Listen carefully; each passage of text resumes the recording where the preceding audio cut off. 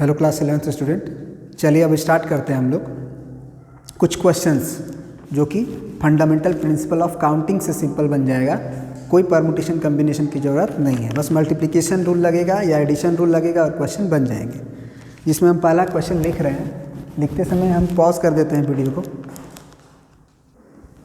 चलिए देखिए, पहला क्वेश्चन ये है आपके सामने कि how many 4 digits even number can be formed from the digits 1 2 3 4 5 6 7 if the digits can be repeated। पहले क्वेश्चन को समझो और उसके बाद क्वेश्चन बनाओ। तुम्हें क्या करना है, 4 डिजिट का इवन नंबर बनाना है। 4 डिजिट का इवन नंबर क्या होता है, जैसे इसी डिजिट से बनाना है तुम्हें। 1 2 3 4 हो गया, ये 4 डिजिट का इवन नंबर है। या 1 3 4 2, ये भी एक इवन नंबर है। या आप 6 7 5 2 ले सकते हो, ये भी 4 डिजिट का नंबर है। इसमें बोला है कि if the digits can be repeated, मतलब 2 2 2 2 2, ये भी बन सकता है।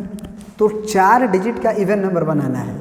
तो इवन नंबर होता क्या है, पहले ये सोचो, और 4 डिजिट का होता है ये सोचो, है ना। तो इवन नंबर उसे कहते हैं जिसके लास्ट में 0 2 4 6 8 ये सब आए, उस डिजिट्स को हम लोग इवन नंबर कहते हैं। अब 4 डिजिट का इवन नंबर है, तो तुम इसको सोचो कैसे बनाओगे। तुम उस क्वेश्चन को इस फॉर्म में कन्वर्ट करो कि हमारे पास 4 बॉक्स हैं और इन चारों बॉक्स को हमको इन डिजिट से भरना है, और इस तरीके से भरना है कि यहाँ पे इवन नंबर नजर आए। जैसे हम इसी में हम एक बॉक्स लगा दें ऐसे, तो ये एक 4 डिजिट से भर दिए, ये एक इवन नंबर है। यहाँ एक बॉक्स लगा दिए तो ये भी एक इवन नंबर है। यहाँ भी बॉक्स लगा दिए, ये भी एक इवन नंबर है। यहाँ बॉक्स लगा दिए, ये भी एक इवन नंबर है। मतलब 4 बॉक्स को जितने तरीक़ा से आप भर सकते हो इन नंबरों से, और ऐसा हो कि वो इवन नंबर बने, तो वो इवन नंबर बन जाएगा। तो total number of ways to fill up the 4 boxes from the numbers of digits 1 2 3 4 5 6 7 such that this is even number. जितने तरीका से इस फिलअप कर सकते हो। अब देखो, तुम्हारे पास डिजिट्स क्या है, 1 भी infinite number of times available है, 2 भी infinite number of times available है। सब मतलब नंबर डिजिट कर सकते हैं, रिपीट कर सकते हैं, लिखा हुआ है नंबर्स कैन बी रिपीटेड। अब सोचो तुम कि तुम्हारे पास ये एक बॉक्स है और ये सारे बॉक्स हैं। इन सारे बॉक्स में आप कुछ भी भर लो, कोई दिक्कत नहीं है, लेकिन इस बॉक्स में केवल और केवल इवन नंबर बनाना है। तो ये 2 भर सकते हो, 4 भर सकते हो, 6 भर सकते हो। मतलब इस बॉक्स में तुम 2 या 4 या 6, मतलब इस बॉक्स को भरने का नंबर ऑफ वे पूछा जाए तो 3 वेज है। 2 4 एंड 6, 3 वेज। केवल इन्हीं नंबर से भरना है, 8 नहीं लेना है। तो ये 3 वेज हुआ। अब इन बॉक्स को आप किसी भी तरीका से भरो, तुम्हारा इवन नंबर बन जाएगा। लेकिन ये पूछें कि इस बॉक्स को कितने तरीका से भर सकते हो, कितने तरीका से भर सकते हो। तो 1 2 3 4 5 6 7, सातों में से कोई भी भर दो। 7 वेज से भर सकते हो। कहोगे कि सर इसमें अगर 2 भरा गया तो इसमें नहीं ना भरा पाएगा। हम बोले भरा सकता है, क्योंकि रिपीट कर रहा है डिजिट। 2 इसमें भी भरा सकते हैं, 2 इसमें भी, 2 इसमें भी। तो इसके पास कितने वेज हैं भरने के, 7 वेज। इसके पास भी 7 वेज, क्योंकि number of digits infinite number of times available है, रिपीट कर सकते हैं। इसको भी 7 वेज। अब जरा सोचो कि क्या कोई भी एक बॉक्स खाली छोड़ दोगे, चाहे ये छोड़ दो, चाहे ये छोड़ दो, चाहे ये छोड़ दो, तो क्या 4 डिजिट्स के नंबर बन पाएंगे? नहीं। जो मल्टीप्लिकेशन रूल है वो केवल 2 ही वर्ग पे निर्भर नहीं करता है कि वर्ग ए m वे से हुआ, वर्ग बी n वे से हुआ, तो दोनों वर्ग होने के बाद अगर हमारा काम हो रहा है तो m × n total number of veg. नहीं, आप एक वर्ग ए है, एक वर्ग बी है, एक वर्ग सी है, एक वर्ग डी है, ये m वे, n वे, ये k वे, ये t वे से हो रहे हैं, और एक ऐसा वर्ग है जो सब वर्ग के होने के बाद कंप्लीट हो रहा है, तो टोटल नंबर ऑफ वेज हो जाएगा m × n × k × t, जो भी हो सबका मल्टीप्लाई कर दो आप। तो ये काम 4 डिजिट का जो नंबर बनाना है ये चारों बॉक्स के भरने के बाद ही पूरा होगा। कोई भी एक बॉक्स खाली छोड़ दोगे कि ये भर देंगे, चाहे ये भर देंगे, चाहे ये भर देंगे, तो 4 डिजिट का नंबर बन जाएगा, ऐसा सेंस नहीं आ रहा है। यहाँ पे सेंस आ रहा है कि नहीं, आप चारों डिजिट को भर लो। तो 2 वर्क हुआ, या फिर आप कह सकते हो 4 वर्क हुआ। एक इस बॉक्स को भरना, एक इस बॉक्स को भरना, एक इस बॉक्स को भरना, एक इस बॉक्स को भरना। तो टोटल नंबर ऑफ वेज कितना हो जाएगा इसका? रिक्वायर्ड वेज, जो ज़रूरत है वेज का, वो कितना हो जाएगा? 7 का पावर 3, क्योंकि 7 इंटू 7 होगा, है ना, और इंटू 3। तो टोटल नंबर ऑफ वेज आपका मल्टीप्लाई कर लो, है ना, आपका आंसर हो जाएगा यही। या ऐसे भी लिख दो 7 का पावर 3 इंटू 3। ये बात समझना जरूरी है। अब इसी में बोल दे कि find the number of veg, अगर डिजिट्स रिपीट नहीं करें। अभी डिजिट रिपीट कर रहा है तब तो ये था, डिजिट रिपीट नहीं कर सकते, मतलब 2 अगर इसमें भर दिए तो 2 इसमें नहीं भर सकते हो। मैंने दूसरा क्वेश्चन, इफ द डिजिट्स, या रिपीटेशन नॉट अलाउड लिख लो, रिपीटेशन नॉट अलाउड। तो कैसे बनाएंगे इसी क्वेश्चन को? फिर भी हम इस क्वेश्चन को बना सकते हैं। कैसे? सबसे पहले इवन नंबर बनाना है तो वर्क ए ये कर लो कि हम इस बॉक्स को भरेंगे सबसे पहले, क्योंकि अगर तुम सबसे पहले इस बॉक्स को भरने जाओगे और रिपीटेशन अलाउड नहीं है तब दिक्कत हो जाएगा। सबसे पहले इस बॉक्स को भर के देखो क्या गलती होगी तुमसे। इसको बॉक्स को भरोगे तो कहोगे कि सर हम किसी को भी भर दे, इवन नंबर तो यहाँ से बनता है, तो तुम कहोगे कि इसको हमको भरने का 7 वे है।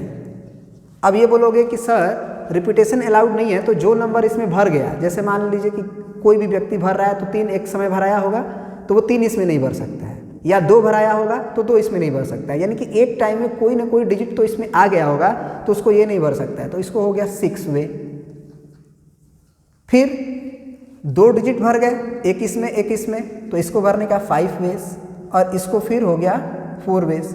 लेकिन जरा सोचो कि क्या ये 4 वेज सही है? नहीं, क्योंकि आपके पास इवन नंबर बनाने का तरीका है 2, 4, 6। तो कहोगे कि सर तब 3 वे कर लीजिए, तो भी गलत है। अब कहोगे तब कैसे गलत है?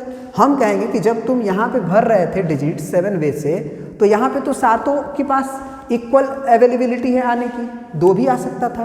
तो जिस समय यहाँ 2 आया होगा, जरा सोचो, जिस समय यहाँ 2 आया होगा, क्या उसी समय यहाँ भी 2 भर सकते हो का? नहीं भर सकते हो, जबकि इवन नंबर में तो यहाँ 2 आ सकता है। तो ये इंडिपेंडेंट नहीं है। हमने बोला था ना कि 2 प्रकार का वर्क है और दोनों वर्क इंडिपेंडेंट होना चाहिए। यहाँ पे 4 प्रकार के वर्क है, वर्क ए, वर्क बी, वर्क सी और वर्क डी। चारों अगर इंडिपेंडेंट होंगे तभी मल्टीप्लिकेशन रूल काम करेगा, जो कि ऐसा यहाँ पे नहीं है, क्योंकि ये बॉक्स को भरना डिपेंड कर रहा है कि आप इधर वाले बॉक्स को किस तरह से भरे हो सकता था कि यहाँ 2 भरा है तो यहाँ 2 ना भरा पाए, हो सकता था कि यहाँ 4 भराया हो, यहाँ 4 नहीं भरा सकता है, फिर उस समय यहाँ 4 नहीं भरा सकता है। तो ये सोचो कि क्या ये बॉक्स को भरना, अगर इधर वाले बॉक्स को पहले भर के आ रहे हो तो ये कंफर्म कर रहा है कि नहीं आप इधर 4 भरो, कोई दिक्कत नहीं है ना, इधर भी 4 आ सकता था, रिपीटेशन अलाउड नहीं है। तो ये पहले डिसाइड कर लो कि वर्क इंडिपेंडेंट है कि नहीं है, तब मल्टीप्लिकेशन रूल लगाओ। ऐसे नहीं कि फटाक से 7, 6, 5 और 3 गुना कर दो, गलत हो जाएगा। तब कैसे बना इस क्वेश्चन को? तो सबसे पहले जहाँ पे कंडीशन लग रहा है उसी को फिल कर लेते हैं। मतलब कि इवन नंबर बनना तो यहीं से है, इधर कुछ भी भर लो। तो सबसे पहले हम इसी को भरते हैं। इसको भरने का कितना तरीका है हमारे पास? 3 ऑप्शन, या 2 भर ले, या 4 भर ले, या 6 भर ले, क्योंकि हमारे पास 2 भी अवेलेबल है, 4 भी अवेलेबल है, 6 भी अवेलेबल है। तो ये 3 वेज, तीनों में से एक समय में कोई एक ही आया होगा। अब क्या करते हैं? अब हम इन बॉक्सों को भरते हैं।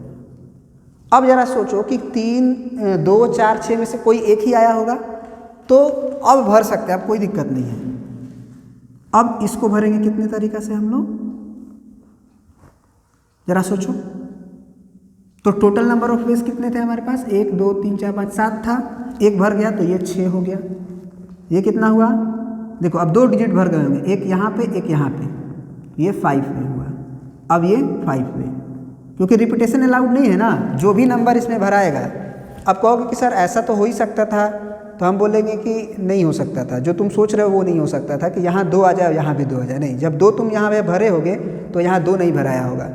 क्यों? क्योंकि और यहाँ मान लो 3 भरे होगे, जैसे 2 यहाँ 4 भर दिए, 2 4 भर दिए, तो ये दोनों यहाँ नहीं आया होगा, क्योंकि ये 5 वे लिखे हो 7 वे में से, तो ये इससे बिल्कुल अलग है।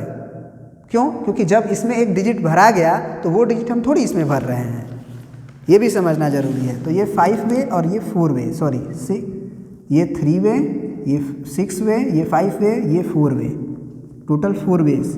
तो टोटल नंबर ऑफ वेज कितना होगा? 3 गुने 6 गुने 5 गुने 4।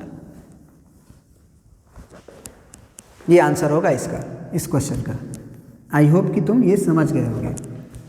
ठीक है, और भी क्वेश्चन लेते हैं हम अगला।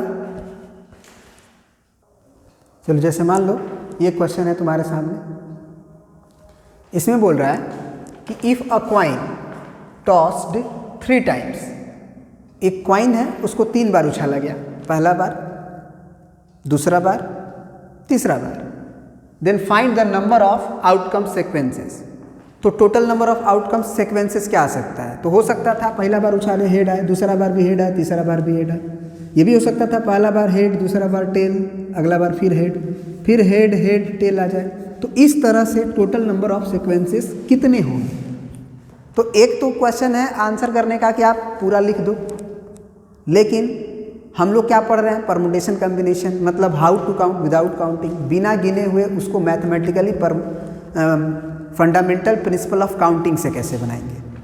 तो ऐसा सोचो कि 3 बार सिक्का अगर उछल जाएगा, 3 बार सिक्का अगर उछल जाएगा तो हमारा वर्क कंप्लीट, एक सीक्वेंस बन जाएगा एक आने का, हेड हेड हेड आए, चाहे हेड टेल हेड आए, चाहे टेल टेल टेल आए, चाहे कुछ भी। तो वर्क कंप्लीट कब होगा? जब तीनों बार सिक्का उछल जाएगा, क्वाइन उड़ जाएगा। ठीक है, वर्क ए जब तुम कर रहे हो तो क्या क्या आ सकता है?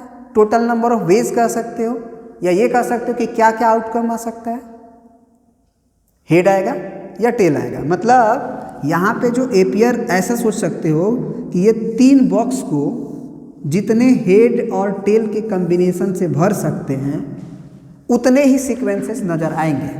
जैसे यही बॉक्स था, अगर हम इसमें बॉक्स लगा दे तो एक सीक्वेंस नज़र आ रहा है, एक सीक्वेंस नज़र आ रहा है। तो जितने तरीक़े से ये बॉक्स को हेड और टेल से भरा जा सकता है उतने ही नंबर ऑफ सीक्वेंसेस या आउटकम्स दिखाई देंगे हमें। तो ज़रा सोचो कि इस को जब सिक्का उछाल रहे थे तो आने का क्या तरीका है? 2 वेज, या तो हेड भर दो या टेल भर दो।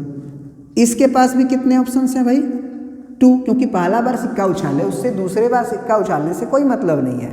दूसरा बार भी उछालोगे तो हेड और टेल दोनों आ सकते हैं, तो 2 तरीका से भर सकते हैं, 2 वेज।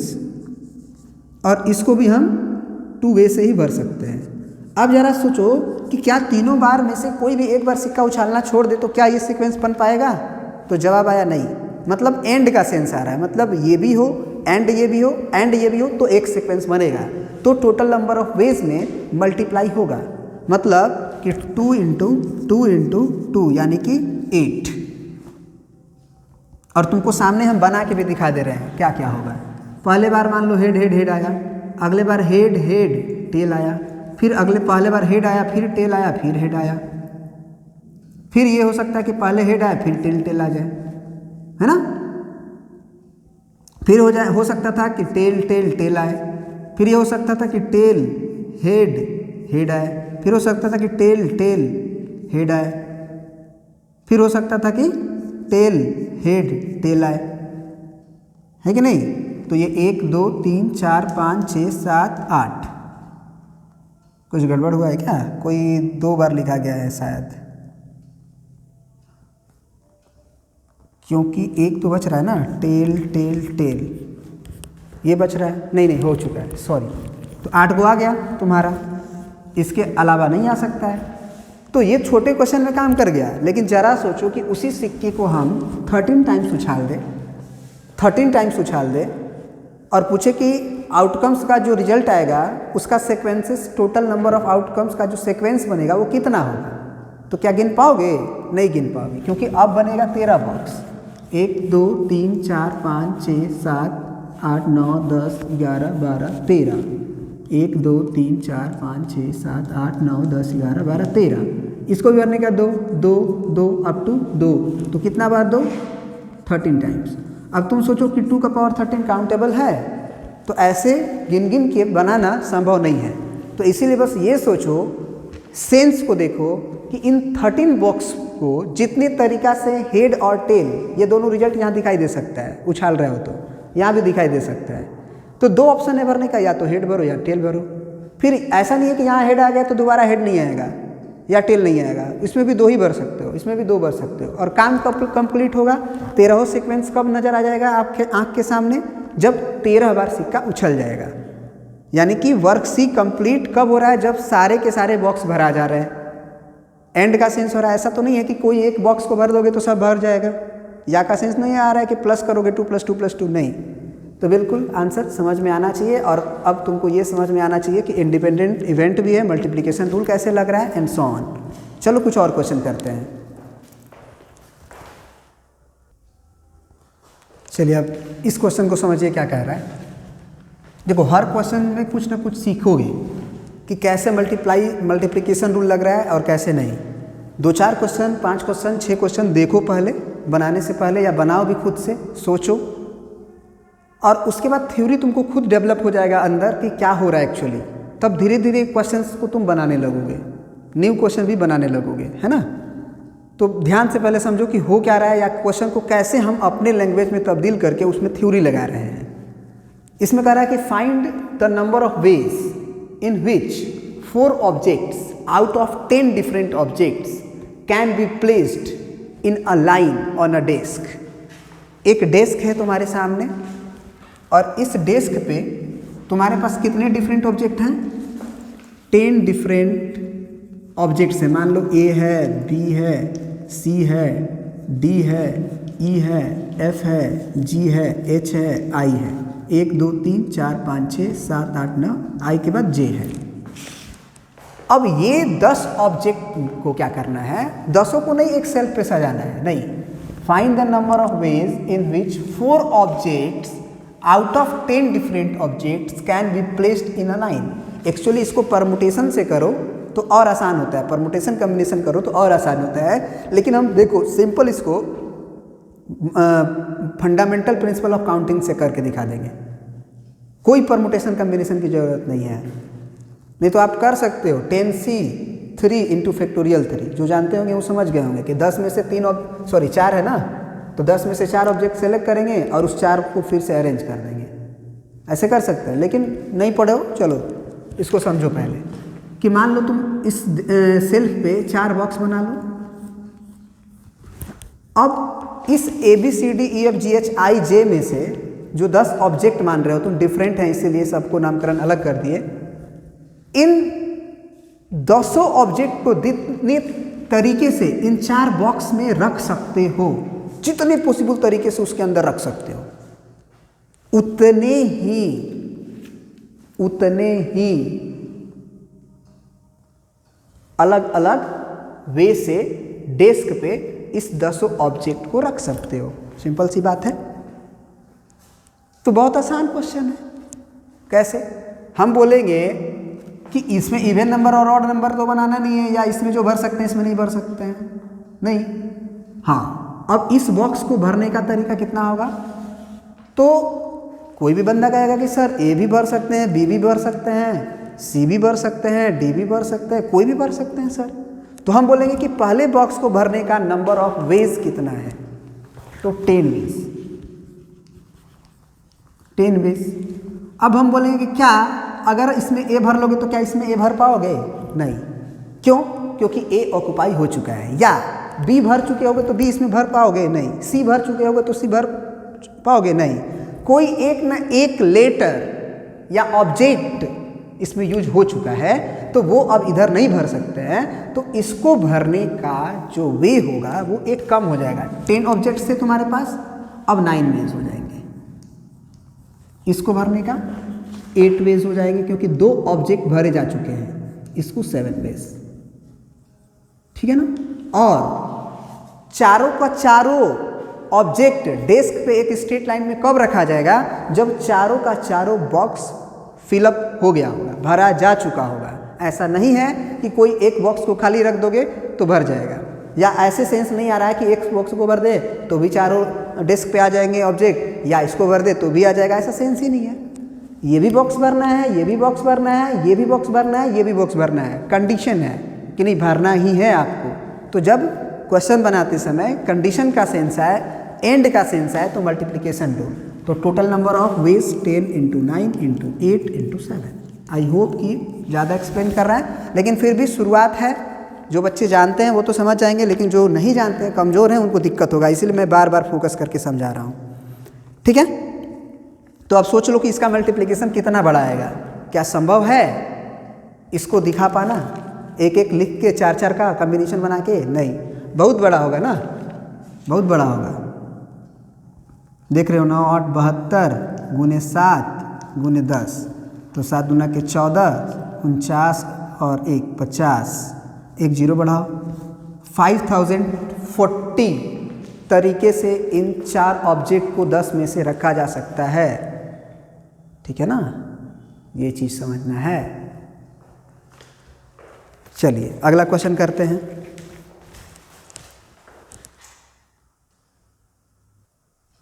अब इस क्वेश्चन को ज़रा समझते हैं, पहले पढ़ते हैं। कह रहा है 7 different coloured flags are given. आपके पास 7 different coloured flags are given है, माने 7 अलग अलग कलर के झंडे आपके पास हैं। And a signal using 3 is to be made, और एक सिग्नल बनाना है 3 कलर का यूज करके। 7 कलर है, 3 कलर का यूज करके एक सिग्नल बनाना है, 1 ओवर अदर, एक के ऊपर एक रख के 3 कलर से सिग्नल बनाना है। Find the total number of veg. जैसे आप देखे होंगे रेलवे ट्रैक पे कुछ या कहीं भी सिग्नल बनाना हो तो एक मान लीजिए ऐसे बॉक्स है और 3 कलर यूज करके बना दिया गया, ऐसे red colour, blue colour, green colour, ये एक सिग्नल है। फिर ये भी बोला जा सकता है कि सर इधर ब्लू रख दीजिए, इधर रेड रख दीजिए, इधर ग्रीन रख दीजिए, तो भी एक सिग्नल बन गया। 1 ओवर अदर, एक दूसरे के ऊपर रख के। अब 7 कलर अवेलेबल हैं आपके पास, सिग्नल बनाना है। आप खुद सोच सकते हो, इस क्वेश्चन को बना सकते हो, बताने की जरूरत नहीं है, है ना, बताने की जरूरत नहीं है। जस्ट प्रीवियस जैसा क्वेश्चन है, प्रीवियस जैसा क्वेश्चन है। 7 कलर तुम्हारे पास अवेलेबल हैं, डिफरेंट कलर, और ये जो सिग्नल बनाना है इन्हीं में से, इन्हीं 7 में से यूज करके बनाना है। तो इन्हीं 7 में से 3 यूज करना है। तो सिंपल सी बात है भैया, जितने तरीका से इन सर्कल्स को फ्लैग से, माने डिफरेंट कलर के फ्लैग इसमें भर सकते हो, उतने ही नंबर ऑफ सिग्नल तैयार हो जाएंगे तुम्हें, उतने ही सिग्नल तैयार हो जाएंगे तुम्हें। सिंपल सी बात है। तो अब ज़रा सोचो कि इस बॉक्स को या इस सिग्नल को भरने का कितना तरीका है। 7 ऑप्शन है, 7 वेज। फिर जो फ्लैग यहाँ यूज हो गया फिर वो यहाँ ही नहीं यूज होगा। एक समय में तो एक ही फ्लैग एक बॉक्स को भरा होगा, और सिग्नल अभी भी कंप्लीट नहीं हुआ। सिग्नल तभी पूरा हो सकता है जब तीनों का तीनों भरा जाएगा। ऐसा नहीं बोला है इन्होंने कि नहीं एक से भी सिग्नल बनाया जा सकता है, नहीं, तीनों को यूज करना है ना, तीनों को यूज करना है। तो इसके पास 7 ऑप्शन है कलर भराने का, उसमें से एक कलर यूज हो गया होगा 6 5, तो आंसर हो गया 7 × 6 × 5, 6 5 30 और गुना 7 21, 210। 210 तरीके से सिग्नल दिखाया जा सकता है डिफरेंट वेज में। 7 अगर डिफरेंट कलर अवेलेबल हैं तो। आई होप कि ये समझ में आ गया होगा, ठीक है ना, बिल्कुल। अब एक और क्वेश्चन है, बहुत बढ़िया क्वेश्चन है, इसको भी बनाते हैं। पहले इसको मिटा लेते हैं। अब देखिए ये क्वेश्चन, इसमें बोल रहा है कि find the total number of 5 letter word using the letter of the word tough.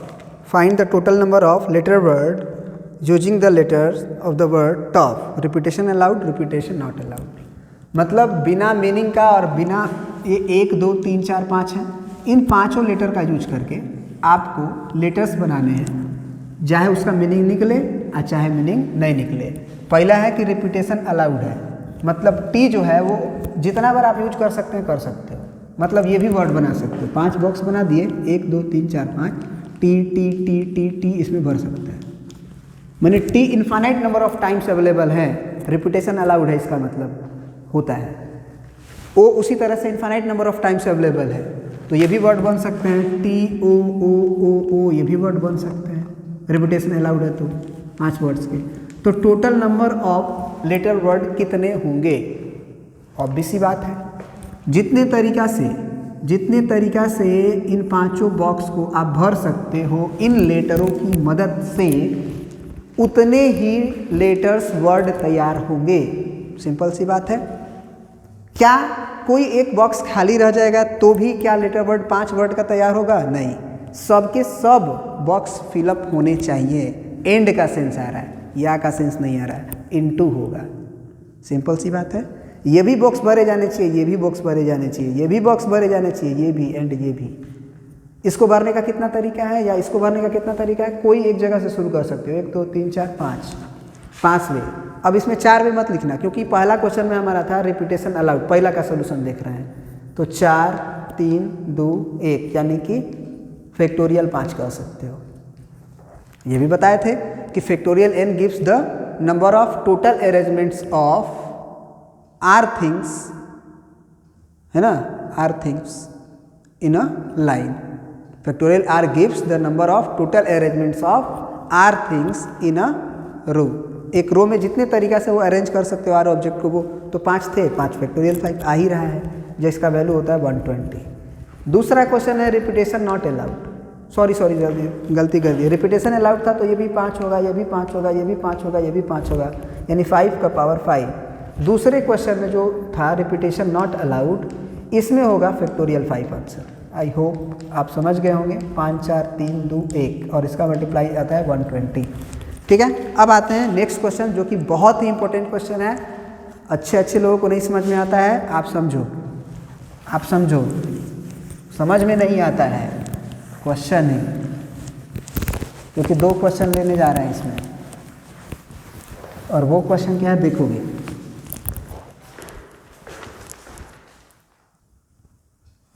इस क्वेश्चन को समझिए, बहुत ही अच्छा क्वेश्चन है ना, और समझ में जल्दी आता नहीं है। देखो, कोशिश करते हैं तुम्हें समझाने का, अगर तुम समझ जाओ तो बहुत अच्छी बात है, ना समझो तो फिर से वीडियो को देखो, समझ जाओगे, है ना। 2 बार में तो समझ ही जाओगे। ऑनलाइन वीडियो का ये फ़ायदा है, 2 बार भी देख सकते हो, 3 बार भी देख सकते हो। कह रहा है कि let an objective paper have 20 questions multiple choice, find the total number of answer sequences. पहला है exactly 1 option is correct out of 4 choices, और दूसरा क्वेश्चन है इसी का more than 1 option is correct. क्या कह रहा है क्वेश्चन? एक ऑब्जेक्टिव पेपर है तुम्हारे पास 20 क्वेश्चन का, question number 1, question number 2, question number 3, question number 4 and so on, question number 20। 4 option है इसके पास, A option, B option, C option, D option. A option, B C D, फिर इसके पास भी 4 option, 4 choices, A B C D. इसके पास भी 4 ऑप्शन, सारे के पास 4 ऑप्शन है, और आपको निकालना है आंसर सीक्वेंसेस। सही आंसर नहीं निकालना है, सही आंसर का सीक्वेंस तो एक ही होगा, ये बात भी समझ में आना चाहिए। सही आंसर तो एक ही सीक्वेंस होगा ना, ऐसा तो नहीं है कि दो सीक्वेंसेस होगा अगर ऑब्जेक्टिव पेपर है तो। एक बार ऐसे कर दो कि अगर आंसर का करेक्ट सीक्वेंस पूछे तो अलग बात है, तो वो एक होगा।